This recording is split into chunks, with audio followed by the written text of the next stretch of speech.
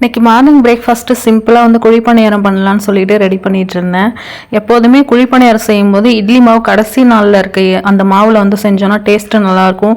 ஏன்னா கொஞ்சம் புளிப்பாக இருக்கும். அதில் வந்து நம்ம குழிப்பணியாரம் செய்யும்போது டேஸ்ட்டு சூப்பராக இருக்கும். நிறைய சின்ன வெங்காயம் போட்டு கொஞ்சமாக வெங்காயத்துக்கு கூட கொஞ்சம் உப்பு போட்டு மாவில் வந்து மிக்ஸ் பண்ணி செஞ்சிங்கன்னா டேஸ்ட்டும் நல்லாயிருக்கும். அதோட புளிப்பு ரொம்ப அதிகமாக இருந்தால் கூட கொஞ்சம் கம்மியாக தெரியும்.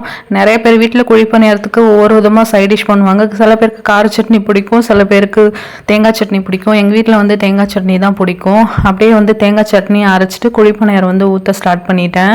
இந்த குழிப்பணியார சட்னி வந்து பார்த்தோன்னா திருவிழாப்போ வந்து வில்லேஜ் சைட்லலாம் பார்த்தீங்கன்னா நிறையா கிடைக்கும். இந்த மாதிரி இரும்பு பொருள்லாம் அதில் வாங்கினது ரொம்ப வருஷம் ஆச்சு. இன்ன வரையும் அதுலேருந்து எந்த ஒரு ஃபால்ட்டுமே வந்ததில் சூப்பராக வந்து குழிப்பணியாரமும் வந்துட்டுருக்கு.